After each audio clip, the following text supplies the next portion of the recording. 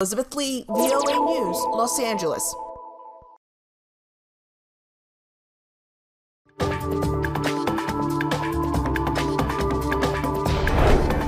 سەرۆکێبەری ئەمریکا دۆناڵد ترامپ ji bo gerrekadiya serokatiyê kampênê dest pê dike. Partiyeka opozisyonê ji ittifaqa mêza şeşxolî li Tirkiya cuda bû. û malbateke êzdî ji kampê penaberan vegeriya Şingalê lê rewşa wê xirabtir bûye.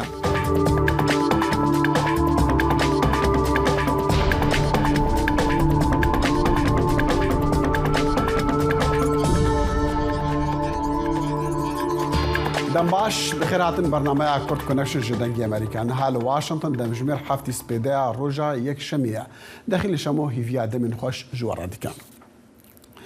Serokêberê yê Amerîka Donald Trump soz da ku erkê wî dest pêkirî dê heta dawî bibe serî. Dema wî doh şembûyê gotarek li konferansa çalakiya siyasiya parêzyaran ya salane xwendî. Trump axaftina serekeya konferans pêşkêş kir ji girseya piştevanên xwe re û got ku ew ê bikeve şerê xwe dawî û em ê erkê xwe heta dawî bibin. Trump dîsan got em ê vî şerî bikin heta serketina dawî dibînin. Trump hewl de vegera koşka spî. Berî axaftina li konferansê parêzyaran Trump ji rojnamevanan re got ku ew ê kampêna xwe ya sêyem ya sêyemîn a serokatiyê bidomîne tevî ku doz ên qanûnî li dijî wî hene. Trump ji hêla dozgeran ve dibin lêpirsînê de ye ku hewldanên wî ji ber hewldanên wî yên redkirina encamên helbijartinên 2020 û her wesa jî dest bi serdagirtina belgeyên nepenî di nav mijarên dî de jî. Wezîrê Navxweyê Tirkiya Silimen Soylu doh şembûyê got jimara miriyên ertehe jêgeşt ya 45,968 kesan. 4267 jî penaberên Sûrî ne ku ji ber şerê navxweyê welatê xwe revyabûn Tirkiya. Karbidestên Tirk radgehînin ku ertehê 214,000 avahî helweşandine ku gelek ji wan jî li devera Hatayên. Nêzîkî 14 milyon kes jî yek ji her şeş serhejmêriya xelkê welatî rastî bandora ertehejî bûne. Lê partiyên opozisyonê dibêjin jimare gelkê bilindtir e. Eyûb Demîr peyamnêrê dengê Amerîka li Ankarê niha rastevxwe bi me re ye. Eyûb dem baş yanî ev jimarên tên ragihandin yên fermiyên hikûmetê ne. Kî rastiyê dizane? Dexil rastî ev hejmarana her hefte tên nûkirin. Wezîrên Karên Der Süleyman Soylu jî ji xwe diyar kir got ku yani 45,000 nêzik û 46,000 kes ana divê ertehê de jiyana xwe ji destane. Li aliyê din de jî rastî hin lêkolînên din jî hene yani yê ne fermî yê ne resmî levana. Di wê derê de jî yani rêxistinên ku li wê derê kar dikin an jî lêkolîn dikin ew dibêjin ku avahiyê ku hatine hilweşandin tevahî gava mirov bide ber çavana hejmarê miriyan ji 150,000 bibe heta 200,000 jî dibe ku zêde bibe. Dîsa HDP li wê derê hin lêkolîn kiribû li gel rayedarên HDP jî min ser vî qise kir. Dibêjin ku reqemên ku dewlet ana nîşan dide an jî diyar dike rasteqînekê dernaxîne pêş ji bo wî jî hejmarê ku di vê derê de mirîne ji vî gelek zêdetir e. Eyûb etzam nehatî li pêş navenda CHP Partiya Serekeya Opozisyonê û te dî cudahî di navxwan de çêbûne di mêza şeşxolî de durist bûne. Çima cudahî ketine wê ittifaqê? Dexê duyê vê mehê de yani edarê de mêza şeşxolî civiya bû me dîsa di weşana zindî de jî behs kiribû di vê derê de. Piştî vê civînê rastî rojekê şûn da seroka Partiya Baş Meral Akşener diyar kir ku ev mêza şeşxolî li gorî wan nîne gelek bi şêwazekî tundrav qise kir û kesên ku di vê mêza şeşxolî de kewanbar kir û got ku em di vê derê de cî nagirin. Rastî eva nêrîna wê an jî daxuyaniyê ku da li Tirkiyeyê dikarim bêjim ku olaneka mezin veda hê kes yani pisporên siyasî ve zanyar bin بن لکولین وان بن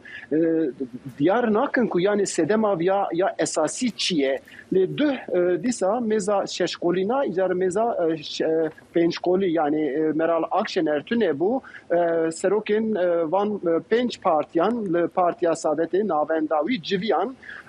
پشتی وی داخوینی اکتان گوتن کو ام دیجی بردا چوامه مشک بروا بربو او مشامه و بردام به او سوبجی جو دیسا دوی او دا دانازنه دا دیار کرن کو شش اداره یعنی سوبه و دیسا پنج پارتی بجون او روشا داوی دیار بکن کواتا او پنج پارتی کو هم دکان بیجن میزی پنج قولی و صباحی راب گهینن کو وقت چاوری کریا کمال کلجدار اغلو نامزد اتفاقی با جوخه دما مرال اکشنر دست جبر ندابو لوی درجی اف دیروک دیار کربون یعنی دبن وی اویدا خطا دست خطا مرال اکشنر جیه لی سبه اف جوین و چه به اکشنر و جی نگره پنج پارتیندن و جی بگرن سروک یعنی سروک اندامی سروک کمار و کی به سبه و دیار به آنا ناوی کو در باست به یه هری کو امبیجن کو ایدی هماما وبرت تماشا کرن سروک CHP Kemal Kılıçdaroğlu'ya yani sübe usa diyareku yani çavi Türkiye canal servi de rasti berendamin meza pençkoli ve diyarbakır. Ayub Demir پامنه امریکا جان کاری مرا بوگل که سپاس سیاستوانه که سرکایا اپوزیسیونی لی ترکیه گوت کو پارتیاوی دی اتفاقا کو جبو دجاتیا سروک رجب طیب اردوغان هاتیا آوا کرن ده البجاتین دا هاتی دا کو دی مها گولانی دا بین لدار خستن درکبه مرال اشکنر سروکا اینی پارتیا نتو پرست گوت کو اوج کوما شش پارتیان یا بناوی ماسه شش قولی جبر گنگشیا لسر هالبجارتنا بر بجاری کو لدیجی اردوغان درکوه جدا بویا پارچابونا ده بلوکا اپوزیسیونی دا دو مهان بری هالبجارتین سروکاتی و پرلمانی ترکیا تین و جبو اردوغان او هیزک مزنا لی او راستی آلوزین آبوری و رخنگرتنان دبا لسر برسوا حکمتی یا ارتهجی را لششی صباتی لباشوری ترکیا دا کوگوان اردجان لباشوری ترکیا دایا چند مهان اشکره بویا کو سروکی مازنترین پارتیا اپوزیسیونی پارتیا گل آکوماری جهپی کمال کلجدار اغلو نامزد دی چاوری کریا کو پتر شانس هیا لهمبر اردوغان بکوا پیش برکیه سروکی ترکیه رجب طیب اردوغان راستی تورابونو دجبریه دبا لدميكو هل بجارتن نزيك دبن او تورابون جبر برسوا حكمتاوية لهم بر ارتهجن مزن كو في داوية لتركيا خستنا او سروكي كو دمك دريجا خودي دا صلاة لتركيا بانغا يقبوني دكا وسوزا نو آفاكرنا مالين هلوشياين ارتهجن جيد دا رنگا كارساتا ارتهجن برياري بداية عن سردريا لهالبجارتنا ولسر صندوق دنگداني وبرياري لسروي بداكو بريارة لچاردي گولاني ورنكرين دەیان هەزار کەس لە یاریەکانی خولی نایابی ئەستەمبول هاوار دەکەن با حکومەت دەست لە کار پێشێتەوە دروشمەکە لە زۆرێک لە یاریەکانی سەرتاسەری وڵاتەکەدا دووبارە دەبێتەوە ئەو هاوارە تووڕەیە دەرەنجامی ئەو بانگەشانەیە کە حکومەت کاردانەوەی زۆر هێواشی هەبووە بەرامبەر بە بوومەلەرزە کوشندەکانی مانگی دووی ئەمساڵ ئەوە گەندەڵی بوو مەبەستم ئەوەیە هێشتا چەند شوێنێکەیە پێویستیان بە چادر هەیە کەسانێکن هێشتا لە شەقامەکانن ئەمە تەنها کارەساتێکی سروشتی نییە ئەمە کارەساتێکە کە بەشێکی بەهۆی بێلێ پرسینەوە و گەندەڵی و خزمێنە و شێوازی دروستکردنی ئەم بینایەنە دروست بووە لە کاتێکدا حکومەت ڕوبەڕووی ڕخنەی زۆر بۆتەوە لەسەر بەدەنگەوە نەهاتنی خێرا بۆ قوربانیانی بوومەلەرزەکە لە ئیستەمبول خەڵک هەستان بە کۆکردنەوەی خۆراک و ئاو جلوبەرگی بەپەلە و پێویست کە لە ماوەی یەک ڕۆژدا چوونە ناوچەی بوومەلەرزەکە پارتی سەرەکی ئۆپۆزیسیۆن جەهەپا لە ڕێگەی سەرۆکی شارەوانیەکەیانەوە لە گەورەترین شارەکانی تورکیا وەک ئیستەمبول هەماهەنگی ئۆپراسیۆنەکەی کرد و تیمی گەڕان و فریاگوزاری نارد پێدەچوو کارامە و کاریگەر و توانایی کۆکردنەوەی سەرچاوەکانیان زۆر خێراتر بێت ئەمەش ئەوە دەردەخات کە ئەگەر بابەتی بوومەلەرزە بە ڕژدی وەربژیرێت و ئامادەکاری بۆ بکەیت و بەدەنگ وەڵامدانەوەی بوومەلەرزەکەەوە بچیت ئەوە لە ڕاستیدا دەتوانین شاخەکان بگوازێتەوە. هەروەها ئەوە نیشان دەدات کە ئۆپۆزیسیۆن توانای ئەوەی هەیە کارەکان بەپێچەوانەی بانگەشەکانی حکوومەتەوە ئەنجام بدات. ئەردۆغان لە یەکەم سەردانیدا بۆ ناوچەی بوومەلەرزە لێدراوەکە ڕەخنەگرانی بە بێمنەت و بێشەرم ناوبرد، بەڵام لە دوایەمی سەردانیدا بۆ شاری ئادیمان کە بوومەلەرزە لیدا بوو ئەردۆغان داوای لێبوردنی کرد و داوای کرد خەڵک پێکەوە هەنگاو بنێن. سارسنتلەرن بەهۆی کاریگەری وێرانکەری بوومەلەرزەکان و خراپی کەشوهاوە نەمانتوانی لە ئادیامان بەو شێوەیە کە ویستمان کار بکەین لە ڕۆژەکەمەکانی سەرەتای بوومەلەرزەکەدا داوای لێبوردن دەکەم. ئەردۆغان ئەم ساڵ ڕوبەڕووی دووبارە خۆ هەڵبژاردن دەبێتەوە و بەڵام بەڵێن دەدات لە ماوەی ساڵێکدا سەدان هەزار ماڵ بۆ ڕزگاربووانی بوومەلەرزەکە دروست کات، بەڵام ئۆپۆزیسیۆن توانای حکومەت بۆ دروستکردنی خانوەکان دەخاتە ژێر پرسیارەوە. شرۆڤەکاران پێشبینی دەکەن ئەم کارە ساتە تورکیا خسۆتە بەردەم دوڕیانەوە. بۆ هەمووان کارەساتێکی گەورە بوو. لە ڕاستیدا وەک ئاوێنەیەک وایە کە ئەو بەشە زۆرە ناشرینانی دەموچاوت دەبینیت، ئیتر تێدەگەیت کە ئیتر ناتوانانی بەو شێوەیە بەردەوام بیت. ئەردۆغان داوای یەکڕیزی دەکات و بانگەشەی ئەوە دەکات کە تەنیا ئەزمموی خۆی دەتوانێت بەرەو ڕووی ئەو ئاڵنگاری بەردەم تورکیا ببێتەوە، بەڵام ئەوەی ئۆپۆزیسیۆن دەبینێت کارەساتەکە بە 20 ساڵی خراپ بەڕێوەبرد و گەندەڵی ئەردۆغان گەورەتر بووە. تورکیا نامۆنیە بە هەڵبژاردنە تون ئاژۆکان، بەڵام شۆفەکاران ئەم ساڵ پێشبینی هەڵبژاردنێکی دژوار و نائاسایی دەکەن. ئاسۆ جەبار بۆ راپۆرتی دۆریان جۆنز، دەنگی ئەمریکا، ئەستەمبول. سەرۆکە گشتیا پارتیا باش مەرال ئاکشنەر پارتیاخوا ژێمی زەیە 6 قۆلیە ئۆبسسیۆنێ دەرخست جیڤینا مێزا 5 قۆلی دپێڕا هات لە دەرخستن و داخویانێک نویسکی دا گوت و مێزا مەیە و هەموو پێک هاتن وڵاتی مە تێدا بە ئاوایەکی بەرفرە جهگرتیە بە هەمان ئارماجا کوژێڕا هاتی دامەزراندن دێخەباتاخوا بدۆمینە ئەف پێشهات ji HDP-ra partiya بپڕانیا کوردان çi watayê dida ebê bersivê yan jî HDP'yê bikeve wê tifaqê bersiv li cem Tayyip Temel endamê HDP Parlemanê Tirkiye dem baş kekê me dixwast em bizanin kanî ew cudabûna di nav tifaqa şeşqolî da çê bû berî du roja û heta niha jî behs li ser wê ye yanî ji we re çi watayê dida بله نوچه ودا وکی هاتی دیار کرن محالفتا ششالی انجی ماسه ششقولی demek derece münakaşal ser namzetiya ser komariye dikir yani kakijan şahsiyet anji kesayet ve hember Erdoğan be namzet ku ser komariye Türkiye jbo ve ekip ve peşbaziye hund zanın partiya yani ya Meral Akşener'i ku ev xajmasayek şan parti ki usabı ku jikoka xaj binga xwa ve netava perest nijat perest Türkiye o parti jixaj MHP ankuj partiya netava perest ya Bahçeli vakatiya bu parti bu yani binga ve partiye digije MHP jber ve çend ev gelek rengab gelek avaya kesayete ki olsa bu kod sinorin fermiyen devleti yani yekpareziya devleti inkara devleti al ser nasname indim taybet inkara al ser gelek kur inkara al ser bavariyen judayin ve ki alevi de parast anko devlet Bahçeli بچرا بفكره وجي كيف طيب يعني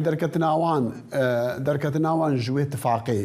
دبيجن اردوغان رباشو بهسكرنا اردوغان لي غارتني جوارا وكهدف درزدكا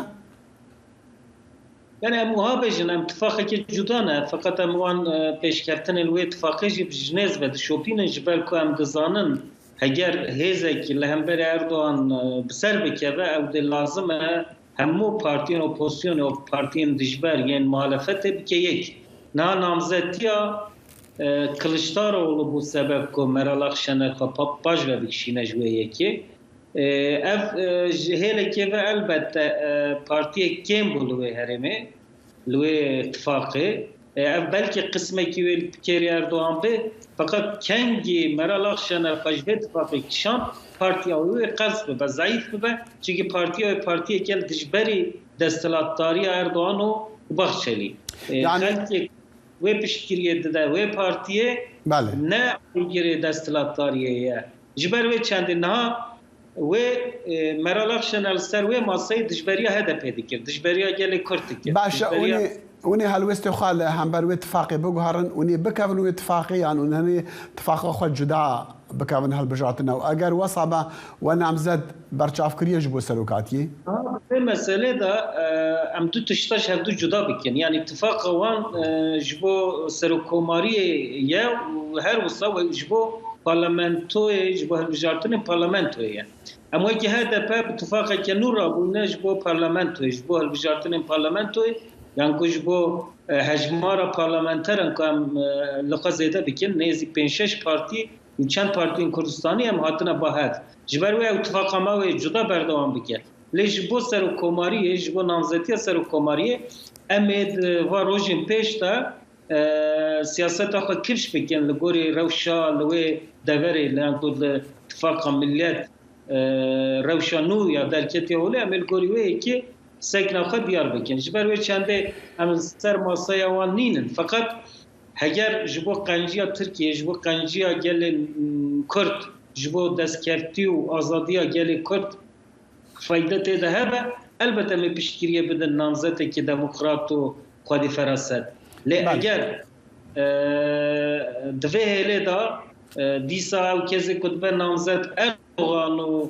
زورداری اردوغان ترجیح بکر ریا سیاسی اردوغان ترجیح بکر البته می نامزد خود درخن باشه اردهجا کو لمهابوری بویو تدی گلک جد هریمت کردان بونو عمل یک شما باجران بو کو بر بزیانه مزن کتی یعنی جواره هالبجاتن و چابه پشتی و ارتجی بخرابیش ورا ناوا گر خلکی و اون باورت کنو هر سر صندوق او دنگی بدن ارتهج دربکی مزن گل باکوری کردستان گل کرد و چند باجار کردستان این ترکیه خست گل ملور دورا پریشانه هدف جوجا دسپیکی حتی نهاد نوا گلده لآمده لرهای لسمسوری لملتی لمرشی لانتاکیای لی ام دزانن ارتهج زیده تر حیش و کربا گل لهمبر دستلاتاری AKP و MHP زیده کرد یعنی AKP و MHP اف دما ارتهجی دا پیوستین گل نبرسواندن اجبار چنده گل و حسابی بپرسد صندوق داج دستلاتاریه ام باورناکن دنگی ما کم ببن و دنگی ما زیده ببن و خالشی بچه سر صندوق لی هم نوروس هم جیهل بجارتن و قسمه کی و شیم به مخابن بیرانینا مخابن ام دزان جی قال ويجي يعني قال اخنا تدبيجي ديسان اردوغان غوتيكو 3 مليون 3.3 مليون كاس نشان بونا اردن ارتهجي فالا بكنو قالك ويراني جي بدرز بويا ديارا وي كاريغرياوي لسر هالبشاتنا بابوريا بابوريا كي طيب داخواز اللي بولين يعني تدبيجيكو اردوغان ديفيرا وشداوي هاستانجل مازن جراتشي بن دمادك هالبشاتنا دا البته يعني اردوغان بيواجويا هي ان سازين دولتي كتبن كنترولاوي دا نجي كاربدستين وين كل القاده ارتجي واجو باش بريفنبر اف واجو خراب بريفنبر قال لهمبري وان ببرتكه بمليون انسان د سيبور د مسابقين فوتبول دا بيك دنگ قير دكين د بيجن حكومت استفاء اقتدار استفاء دستلاتاری بلا درج کار برده ام نشانه چیه ارتهج جبو اردوغان و حکومتاوی نه آوانتاجه ده آوانتاجی که مزنه جبر و یکی جزاتن دست لیستی که نو کرنه و کشاندن مرال اخش انرژی پرچه که لیستی که نو یک دستلاتاریه او لیستی که دستلات داریه تدبیجی بگمان یعنی دست بک تنها رولا که طيب مر دوی اتفاقی ده او بکو هنه که خطا اردوغان بکن طيب تمام اندام برلمان تركي جهاد بي مقلك سباساتت كن پاسخوشتن باش. دماکو ترکیه پسیارا سرکا لورد تکرن کا سازیا آواه کرنی یا خراب صدما ویرانیا ارتجا بکجیا شباتی بو لخوشبونا نافچه یا آواه کرنی کو جارکی جهیلا سروکی ولاد و هاتبو پیش خستن دیسان دکوا پیش چاوان. لآواهی ترند گاردن یا لملتیه و که هر دولکی دن لباشور روشات ترکیه رزگارکر و مالبات دروژین پشت ارتجا شش رشمه دا لکسین ساخمای دگریان. دناوان دا فیضا یلماز جهبو. به هیویا دیتنا زاروکین خوشک آخوه کو جبو درمان کرنا بجیشکی کوچی ملتیه ببون. Biz çok ev aradık. ما خدا گلک مالان مخواست جهگ باش ببینین جبرکو زاروک بجوکن مخواست کو جهگ راحت ببینین جبرکو او جباجار خود دورن جدر بمدید کو افا آواهیک پرخوش بو آواهی خراب بو دستوراوی تنبو لپش را دستور ورگرد از ویگه دبیجم کو دبکو کسک لجهگی وی بهیزه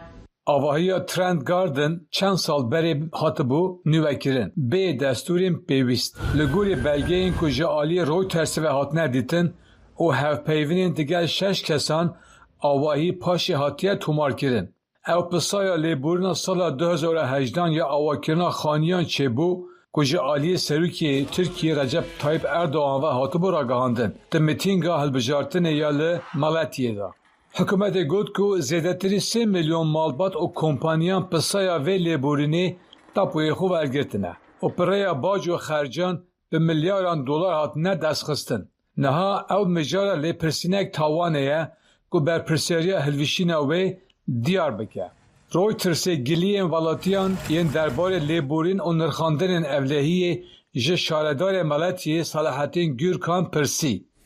Kurumlara ve yargı gereğini yapacaktır. لشونا گو ام لروجي بوريدا آسي ببن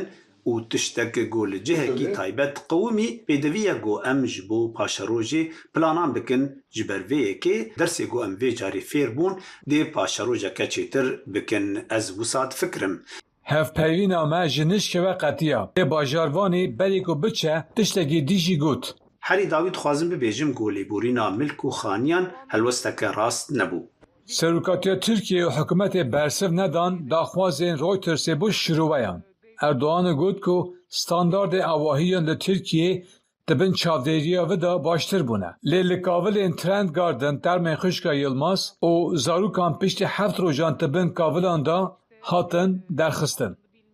دماکو ارتش چه بو آواهیا ترند گاردن هلوشیا و 29 کس دبن کاولان دا مرن. جتوزل دنگ امریکا.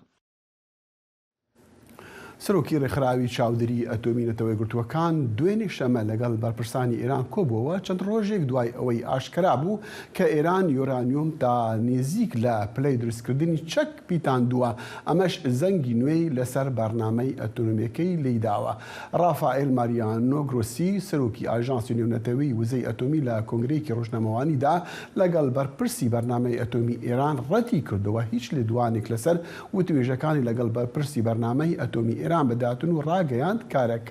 کارەکانی شاندەکە هێشتا بەردەوامن. گروسی گوتیشی ئەمە کەشێکی کارکردنە و ڕاستگۆیی و هاوکاریە. سەرەتای ئەم هەفتەیە ئاژانسی نێونەتەوەی وزەی ئەتۆمی بنکە لە ڤیەنە ڕاگەیاند کە یورانیۆم تا 83.7% پیتێنراوە کەمێک لە پلەی پێویست بۆ دروستکردنی چەک لە فرۆ دۆ شوێنێکی ئۆتۆمی ژێرزەمینی ئێران دۆزراوتەوە. بە بۆنەی هاتنی هەشتی ماسڕۆژی نێونەتەوەی ژنان جارێکی تر تیشک دەخرێتە سەر پرسی ژنان دۆخی ژنان و ئازادیەکانی گشتی و بەتایبەتیش دوای شۆڕەشی ژینە ئەمینی. ڕاستە ئاستی ئازادیەکان باشتر بووە؟ خانم سۆلماس درودی چالاکوانی مافی مرۆڤ لە سوید ڕاستەخۆ لەگەڵماندایە. ئەم کاتت باش و زۆر سوپاس بوو کاتی جەنابەت، یعنی پرسیارەکە هەر ئەوەندەیە زۆرجار دووبارە دەکەینەوە. شۆڕەشی ژینە ئەمینی بوو بەهۆی ئەوەی کە ئازادیەکان لە ئێران باشتر بن بەرەو پێشەوە بچن؟ هەموو کاتێکت باش و سڵاو لە ئێوە و سپاس بۆ ئەم دەرفەتە. دیاریکردنی ڕۆژێک وەکو ڕۆژی جیهانی ژن بۆ ئەوەیە کە سەرنجی زیاتر بدرێتە ئەو نائەداڵەتی و هەڵاواردنەی بەهۆی ڕەگەزیەوە چ لە دەرفەتنەدان بۆ پشکەوتن و پشکوتنی ژنان و چ لە ڕێگریکردن لە بەشداری چالاک و پڕبەپڕی ژنان لە کۆمەلگادا و چێژ وەرگرتنیان لە ژیاندان گرتووە. ئەو ڕۆژە ڕۆژێکی سمبولیکە بۆ وەبیرهێنانەوەی بوونی ستەم و نائەداڵەتی لەسەر ژنان. دیارە بزوتنەوەی ئەم جارەی شۆڕشی ژینە بە دروشمی ژنجیان ئازادی بە پشت بەستن بە ئەزمموی ساڵها خەبات بەرامبەر بە سەرکوت و بێمافکردنی ژنان دەستی پێکرد. ئەم خەباتە بەرامبەر بە حکوومەتێک کە یەکێکە لە سەرکوتکارترین و دژە ژنترین و دژە مرۆڤترین دەسەڵاتەکانی سەردەمە. ئەم ڕاپەڕینە لە ڕاستیدا بە شێوەیەکی زۆر بەدین و لە ئاستێکی زۆر بەرزدان نە لە هەر کوردستان و ئێران بەڵکو سەرنجی هەموو دنیای بەلای خۆی و ڕاکێشە و ئەو وێنایی کە دەسەڵاتدارانی کۆماری ئیسلامی ئێران لە ڕێگەی لابیەکانیانەوە هەڵیاندا وێنایەکی خەیاڵیان دروست کرده بوو لەسەر ژیانی تاکەکان لە ناو جوگرافیای ئێرانە ئەو وێنایی بەڕاستی کەمڕەنگ کردەوە. دیارە تەنها ستەم لەسەر ژنان نەبوو بەڵکو بەگشتی ئەو پێک هاتن نائادڵانە و نامرۆڤانەی دەسەڵاتی ئێرانی کردە ئامانج بە تایبەت لەسەر خستنە ڕووی ستەمی سەر ژنان دەوری کاریگەری هەبوو. جا ئێستا بە دڵنیایی و هەمومان ئەومان بینیوە کە ڕای گشتی زۆر ڕوونترە لەسەر ئەو ستەمەی کە لەسەر ژنانە هەیە. سۆڵمەزخان دەویست باسی ئەو بکەم کە ئێمە دەزانین زۆر سەختە چالاکێکی ژن لە ناو ئێران بتوانێت لەگەڵمانە قسە بکاتن لەبەر خۆ دەزانی باری ئاسایش. بەڵام خۆشبەختانە دقیقە بە دقیقە هەواڵی ناو ئێران بە ڕێگای سوشەل میدیا دێتە دەرێ دەگاتە هەمومان و هەمووشمان و جەنابش دەزانی خۆدش کە یەکی لەوانەی کە پەیوەندیت هەیە لەگەڵ خەڵکی خۆت لەوێ. بۆ چوونی ئەوان چییە؟ ینی ئەوانە گەشتبینن بەرامبەر بەوەی کە شۆڕەشی ژینە ئەمینی گۆڕانکاریکی دروست کردووە لە ژیانیاندا؟ بەڵێ بێگومان ئەو لە ڕێگەی و پەیوەندیانەی کە بوومە شتایە کە ئینسان ئەی بیستێت لەوانەیە بە دەستکەوتایەکی زۆر بچووک لە قەڵم بدرێت بەڵام بەڕاستی دەستکەوتایەکی گەورەیە و ئەبێ بپارێزرێت. ئەوەی کە باسی ئەکەن هەر لە فڕێدانی لە چک و سووتاندنی و هەر ئەوەی کە ئەمە بوو چەخماخەی ئەو شۆڕەشە هیوە وە پشتگیری لەلایەن تاکەکانی دیکەی کۆمەلگا ئەمە بوو هۆی ئەوەی کە ئەم شۆڕەشە گەرای مافخوازی و یەکسانی خوازی لە دڵی کۆمەلگا بە تایبەت جیلی نوێ داناوە و ئەوەی کە خودی ئەوەی کە باسی مافی مرۆڤ مافی ژن بووتە مەسەلەیەکی گشتی بووتە ئەوەی کە زۆربەی تاکەکان بەلایەنەوە گرنگە. ئەمە یەکێکە لە دەستکەوتەکان یەکێکی لە هەر دەستکەوتە گرنگەکان کە زۆربەی تاکەکان وریا بوونەتەوە هۆشیار بوونەتەوە و هەوڵی بەدەستهێنانی مافەکانیان ئەدەن و ئەوەی کە ئەیبینی من لە زۆر کەسم بیستووە کە ئەڵێن پشتگیری ئەکەن لە ئەو هەوڵە بەردەوامەی کە ڕۆژانە ئەدرێت لە ناو کۆمەلگا ئەوەی کە خەڵک چاویان کراوەتەوە زیاتر ئەوەی کە خەڵک ساڵها بێدەنگیان کردووە بەڵام کە ئێستا بێدەنگیان شکاندووە ئەبینی کە چەندێک خەڵکەکە هۆشیارن یعنی تام ساڵانە ئینسان درکی بەوە نەکردبوو کە ئەو خەڵکێکە لە ژێر ئەو گوشارە سەختە و بەردەوامەی کۆماری ئیسلامی ئێران بوون چەندێک هۆشیارن چەندێک ئینسانهایەکی ئەمڕۆیی. بەڵام بۆ نمونە سۆڵمەز خانم دوێنێ لە توێژیان من وتوێژەکە دوێنێن بینی بەڵام پێش دوو ڕۆژە وتوێژە کرابوو CNN یەکی ڕۆژنە نووسەکانی ناودار کە بە ئەسڵ ئێرانیش کریستین ئەمانپور لەگەڵ وەزیری دەرەوەی ئێران وتوێژێکی کردوبوو باسی ئەوەی دەکرد کە وەکو بڵێ دەستدرێژی لەسەر خانمان دەکرێت لە زیندانەکاندا ئەو هەڵبەتە ڕەتی کردوتەوە تا چەندێک یەکێک دەتوانێت ئەم هەواڵانەی کە لە ناو تورکیا جارجار دەرەچن پشتڕاست بکەینەوە ینی ڕاستە ئەم تویژیە بەرامبەر بە ژنان هەیە کاتێکە دەستیان بەسەردا دەگیرێت. ئەوەی کە حکوومەتی کۆماری ئیسلامی ئێران هەمیشە هەوڵی داوە کە بە شێوەی جۆرا و جۆر ئەو کەسانەی کە نائەڵێن یا ئەو کەسانەی کە هەڵوێستیان وەرگرتووە بەرامبەر بە ئەو کۆمارە سەرکوت بکات. جا سەرکوتکردنەکە چ لە ڕێگەی لێدان بێت چ لە ڕێگەی بێدەنگکردنیان بێجا بێدەنگکردنەکانیش لە ناو زیندانەکان بە شێوەی جۆرا و جۆرە ئەوەی کە لە لێدان و بە شێوەی فیزیکی و بە شێوەی دەرونی فشارە خاتە سەر یان یەکێکە لەو شتان و یەکێکی لەو شتانەی تریش کە بەردەوام کردویانە لە ناو زیندانەکانی کۆماری ئیسلامی ئێران دەستدرێژیکردنە سەر ئەو تاکانەی کە ئەگیرێن بە تایبەت ژنان. یعنی ئەمە شتێکە کە زۆرێک لەو ژنانەی کە دواتر مەسەلەن ئازاد بوون باسییان کردووە، ئەوەی کە من بیستومە لە ئەو کەسانێک کە لە پەیوەندیان لەگەڵیانە باسی واکەن کە ئەو کەسانێک کە لە زیندان دێنە دەرەوە بێدەنگی هەڵەبژێرن، باری دەرونیان ناجێگیرە. یعنی ئەمە دیارە کە بە بەردەوامی فشاریان لەسەر بووە و دەستدرێژیکردنیش بەڕاستی ئەبێتە تراومایە بۆ کەسانە کە دێنە دەرەوە کە باسکردنی لە ناو کۆمەڵگایەک کە زۆربەی ئەو باسانە تاپۆیە ئاسان نییە. و ئەمە یەکێک لەو شتانی کە بەردەوام کۆماری ئیسلامی کردوێتی لەم دوایانەیشە بە ڕێگەی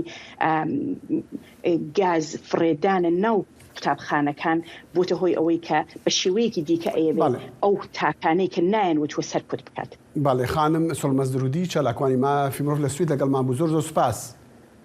زۆر سپاس بۆ ئێوەش.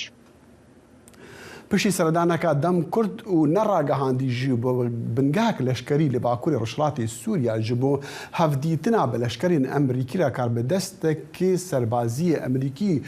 دوه شەمبوویە گوت و شاندنا هێزین ئەمریکی یا نزیکی 8 ساڵان لە سووریە ji بۆ شەڕێ لە دژی دەولەتا ئیسلامی داعشی هینجی هێژایی مەترسیەیە. جەنەرال مارک میلی سەرۆکی قۆمانداریە هەفبەش چۆ بوو سووریا ji بۆ نرخاندنا هەوڵدانن ji بۆ ڕێگرتنی لە نو سەرهەڵدانا کۆما چەکدارên داعشی و ڤاکۆلینان لەسەر ئامادەکاریên هێزên ئەمریکی لە هەمبەر عێریشان دناواندا ژی عێریشên li hember firokên dron yên ku çekdarên bi piştevaniya Îranî hinek li cem bi dest xistine. بأمري دنگي أمريكا زانا عمر نها بمرة يا راستو خوش قامشلو زانا دم باش يعني أو سردان تشاوا بو بتشما بسي بو وشهات كرين وشهات قوتن تشزانياري الجمتهنا. بله دم باش دخيل جخوا سردان يا نراغ هاندي هنجي أو داخويانيين يان آگاهيين برفره درباري في سردان ده حتى نهات أشكره كرن جخوا هیز سوریه دموکراتیک حتی وقت ویگا ویجی تداخیانی آن تآگاهی درباره وی سردانه ده نهاتیه کرد. لیل گور جدره که پشتراست گو فرماندار گشتی هیز سوریه دموکراتیک لگل جنرال امریکی مارک میلر جویا و دته ده بحثا چاوینا بردوام کرنا پیشگیریه جبو هیز سوریه دموکراتیک داکو با آرمانجا تکبرنا بردوام یا داعشی گو بالعالی کردن لکو اف جبین هاتیه داخستن آنکو او بنگه لکوی گو جنرال امریکی سردان آوی کریه لگور تی تخمی کرن آنگو لحسکی به آن لشداده به آن لدیرا زوری به لجبرگو او بیتر چعبیریا سیستما پاراستنا بنگهن امریکی درونان بتایبتی پرانی اخوا او ایریش لملی دیرا زوری دبن بتایبتی الحق العمر گو بردوام لراستی ایریشن میلیس ایرانی بدروناته جبروی جته تخمین کرن گو سردان لحق العمر هاتیه کرد. بله زانا افتشتاکی بالکیشن نو یجیکو بحث ایریشن کوان چکدارن کو ایران پشتگیری لواندکا چکم زانین ایران پشتگیری لرژیم سوری لحکومت سوری دکا لی مثلا کو درون هبن به ایریشا بدرون بكم تشتك نويا يعني تشتك دركتية حتى كو جنرالك أمريكي بور وفي بحسي بك يعني أما كاريا بك جبور ريقرتني لاحتمالك وصا شخص صار درباسوي ده حتى بهن دسبيك في صار يجي بردوام بنجهن امريكي بتايبتي دو بنجهن سركه هجر ام بواندس نشان بكن يك جي بنجها حقل العمر جو لنافشا ديرا زوري جو جير كنترولا دفرين كواليسيوني وهسه ديه لراستي ايريشن بدرونا موشكان وتيجو بنجها ويج علي ابو كمال وميادين و جير كنترولا ميليس ايراني وريجيم سوريا ده جوي دري موشك ودرونن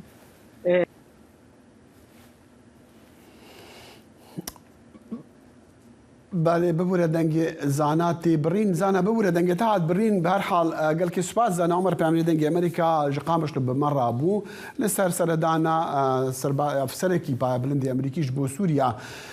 ڕوو بکەین عێراقی ناکۆکی نێوان هێز و لایەنە سیاسیەکانی هەرێمی کوردستان بەگشتی و پارتی و یەکێتی بەتایبەتی دەرفەتی بۆ دەستێوەردانی هەرێمی ڕەخساندووە و بواری بە لایەنە عێراقیەکانیش داوە تا هەوڵی لاوازکردنی پێگەی هەرێم بدەن و پاشەکشیش ببنەوە لە مافە دەستوریەکانی هەرێم. پەیامەری دەنگی ئەمریکا دڵشاد ئەنوەر ئەم راپۆرتەی ناردووە. ناکۆکی نێوان یەکێتی و پارتی بەردەوامە. چاودێران پێیان وایە ناکۆکیەکان دەرفەتیان بۆ هێزە عێراقیەکان ڕەخساندووە تا هەوڵی زیاتر بۆ لە قاڵبدانی هەرێمی کوردستان و لاوازکردنی بدەن. بەو پێی پارتی و یەکێتی سەرقاڵ بوون بە ناکۆکی نێوانیانەوە و مافە دەستوریەکانی هەرێمیان پشتگوێ خستووە. ئەمڕۆ مەترسی گەورە لەسەر قوارەی هەرێمی کوردستان هەیە. نەزعەیەکی شۆڤێنی لە عێراقدا باڵادەستە دەیەوێت دەستور هەموارکاتەوە. سەنگەری محکەمەی فیدراڵی گرتووە لە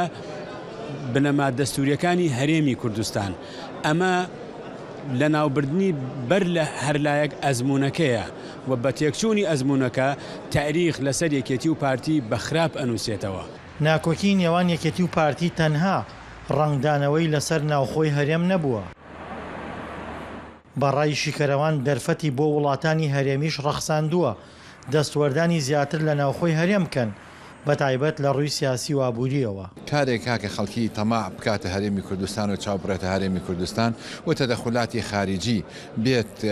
دەستخاتە نێو هەرێمی کوردستان بەداخە وڵاتانی هەرێم دێن ئەیانەوە ناکۆکیەکان چارەسەر کەم بکەونە نێوان یەک حیزبۆکە کێشیان هەیە دوو حیزبۆکە کەوا کێشیان هەیە ڕنگدانەوەیکی زۆر سلبی بووە. ئێمە ئومێدمان وایە کە ئەو ناکۆکیە کۆتایی پێبێ. پەیوەندی نێوان تەواوی هێزە سیاسیەکانی هەرێم خراپە. پەرتەوازایی لایەنەکان وای کردووە نوێنەری سەرۆکی نەتەوە یەکگرتوەکان لە عێراق هۆشداری بە لایەنەکان بدات و داوای وەلانانی ناکۆکیەکان بکات.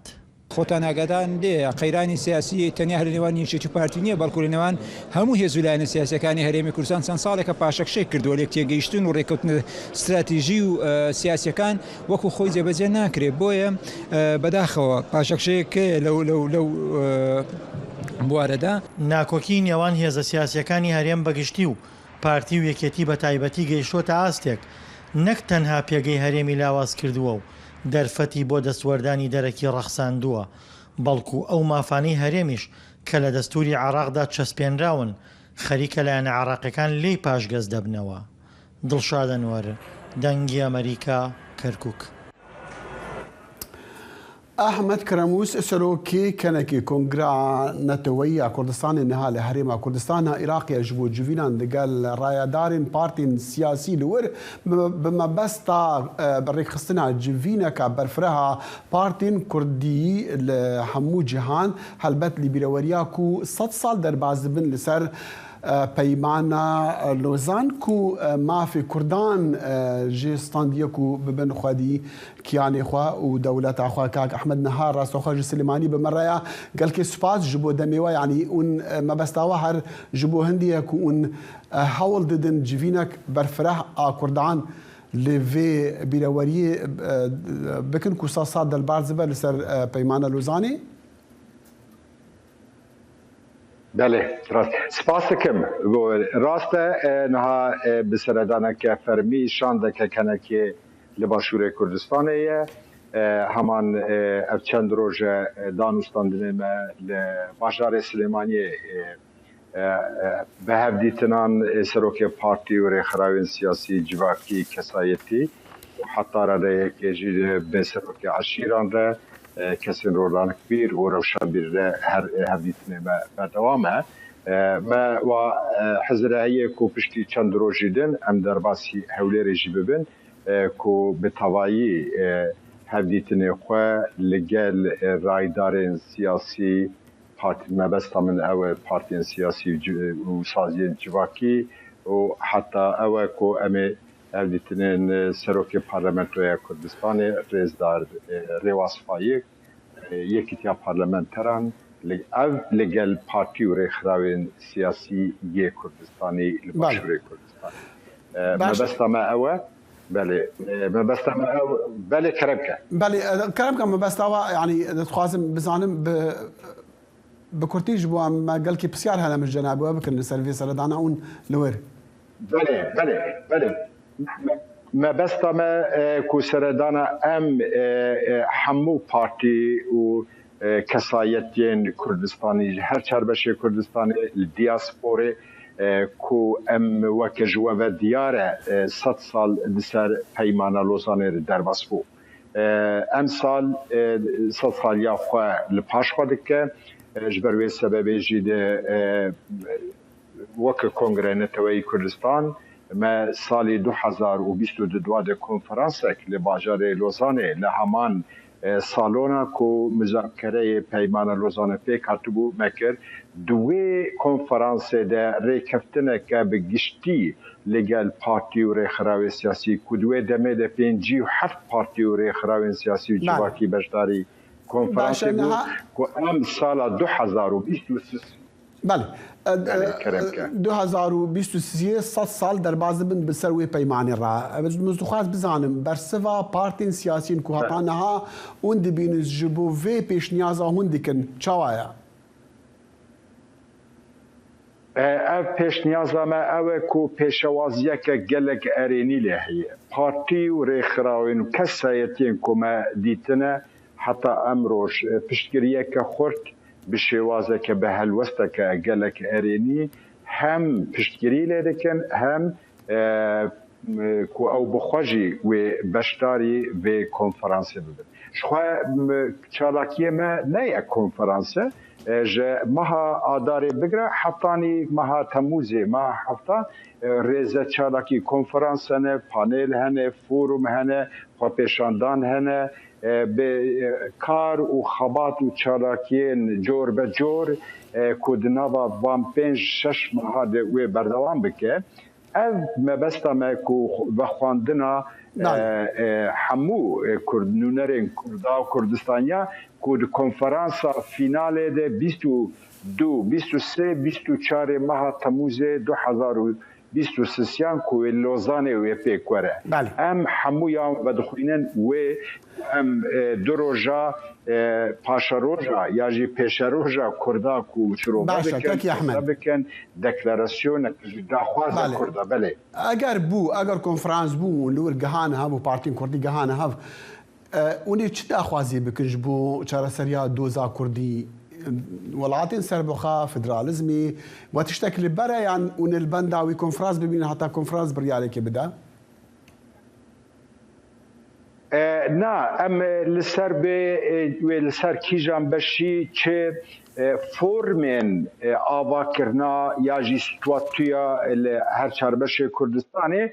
شخوا ام وك كونغران توي كردستان كود پیمان و پیروا مدهيه کو او بشا بخوا تقدیر دکه و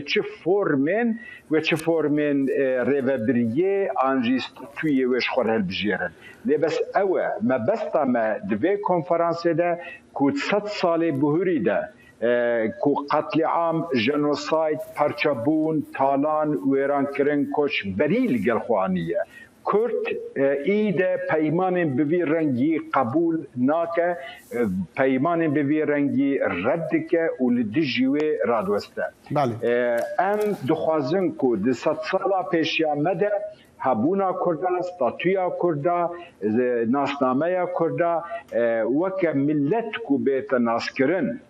ام ویتشتی امیل گل هفدو شروع بکن ام یک ریزی و یک دنگیا گل کرد و کردستانه جبو رای جهانی جبو رای ناب دولتی بدن دیار کرن ام ایرادا گل کرد اصرار گل کرد لسر ناستامه خواه لسر هبونا خواه لسر زمان خواه لسر پاشا روژا خواه ام بدن دیار کرن کو کرد لهمبری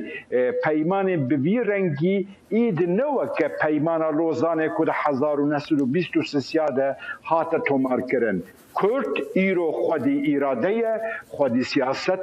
خودی پروژه خودی ناسنامه ام دخوازن که اوایاد قادا ناب دولتی ده جیهانی ده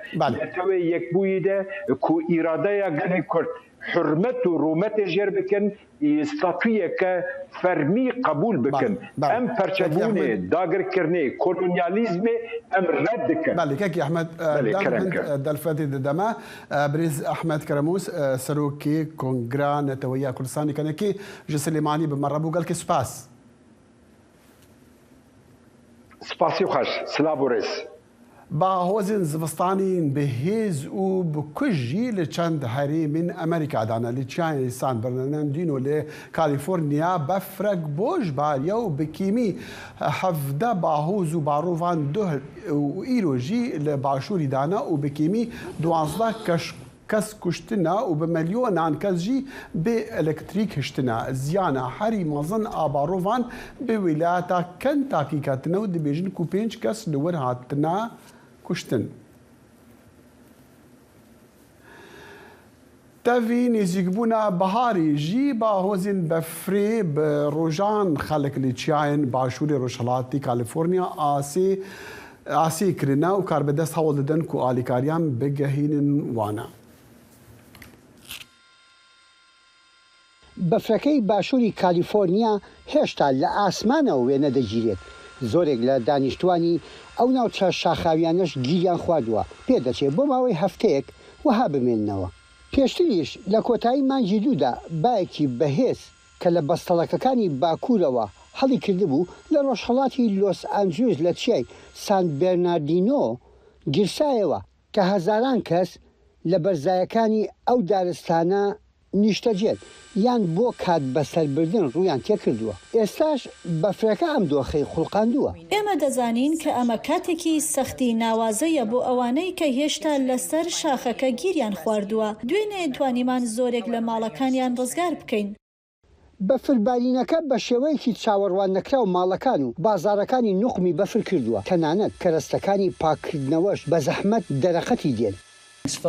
خەڵچینە ئێمە لە پێناو ئێوەدا لێرین بەفرەکە دەبڕین و دێن بۆ لاتە پێشکەوتنیە باشمان بخۆوە دیوە و ڕێگاکان پاک دەکەینەوە بەم زوانە دەبینن کە کۆمەجی ڕاستەوخۆ دەگاتە بەرماڵەکانتان. بەڕێوەبەری پۆلیسی شارەکە وەها پێشبینیە کرد بە 2 هەفتە بتوان بەفرەکە پاک بکەنەوە بەڵام ئێستا بە هیواترن. ئێمە وتمان ڕەنگە بە 2 هەفتە بتوانین پاکی بکەینەوە بەڵام بەهۆی خستنەگەری توانەکانی وڵاتەکەمان و کەرەستە و ئامێرەکان بە هەفتەیەک تەواوی دەکەین. گەورەی ئەم ڕووداوە سەختە وێناکردنی چونکە لە باشووری کالیفۆرنیا ڕوویداوە کە ترس و دڵەڕاوچی و ناومێدی لە نێو خەڵکی و ناوچە شاخاویەدا دروست کردووە. یەحیا بەرزنجی دەنجی ئەمریکا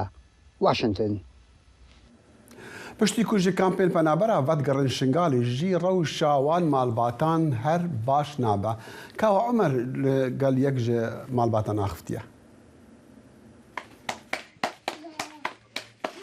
ئەویانانێ حەف زاڕۆیان پێژیتن لە بن خیڤەتەکە کەڤنار لەسەرێ چیایە شەنگالێ لە جهەکی کو دەبێژنێ سەردەشتێ. شەمێ دگەل دوژن تیێنخوا و هەر سێ بیژنن و مێرێ دوا هاتیە کوشتن و